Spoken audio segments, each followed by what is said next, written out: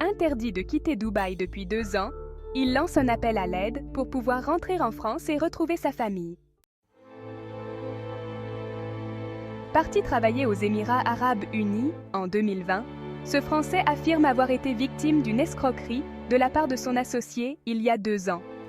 Depuis, il doit l'équivalent de 62 000 € à la justice émiratie, une dette qui l'empêche de rentrer en France. Dormir dans les parkings, passer ses journées dans les halls d'hôtels en accès libre, voici le quotidien de Julien Freula, sans abri à Dubaï depuis 8 mois. France 3. Occitanie l'a joint par appel vidéo.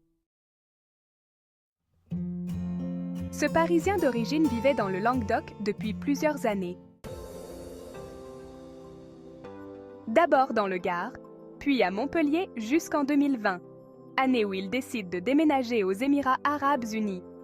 Je suis parti pour faire des affaires et tenter ma chance là-bas, en sachant très bien que je reviendrai en France au bout de quelques années, explique-t-il. Installé à Dubaï, le Montpelliérain travaille dans l'import-export de véhicules. La première année, les affaires se déroulent plutôt bien, du moins assez bien pour lui permettre de payer le coût de la vie particulièrement élevé aux Émirats, selon ses dires. Mais tout bascule en 2021 lorsque son associé, rencontré à Dubaï, l'escroque. Ah, on travaillait ensemble, je lui faisais confiance. Et un jour, il m'a fait signer un papier écrit en arabe. En réalité, ce papier était une reconnaissance de dette qui m'engageait personnellement à lui rembourser 274 500 dirhams, soit 68 200 €, raconte-t-il. C'est le début d'un engrenage infernal pour le Français. Poursuivi en justice, Julien Freula se rend compte au même moment que son associé a également escroqué des clients. « J'ai utilisé le capital de l'entreprise pour les rembourser », explique-t-il.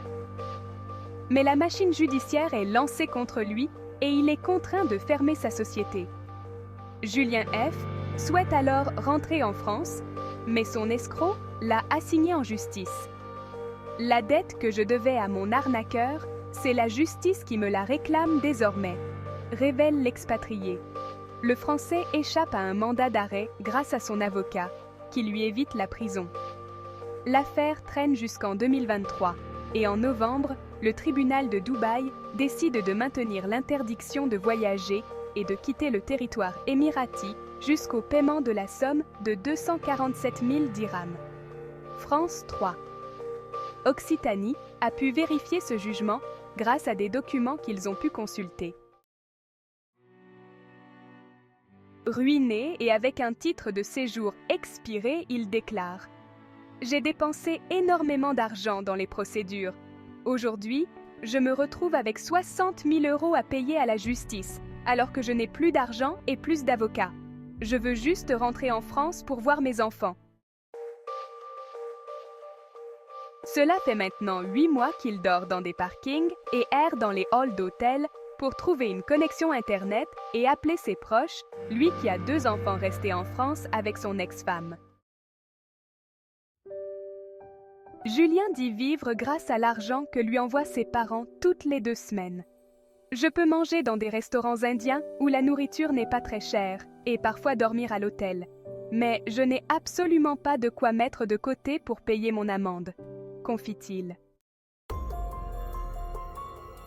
Son visa, que Julien nous a envoyé en photo, a expiré le 2 janvier 2024. Il est donc en situation irrégulière, ce qui l'oblige à payer une amende pour séjour excessif de 25 dirhams par jour, soit 6 €. Face à ces difficultés croissantes, Julien Freula s'est tourné vers Internet pour obtenir de l'aide. Il a partagé son histoire et lancé une campagne de financement participatif en ligne, espérant ainsi réunir les fonds nécessaires à son retour en France.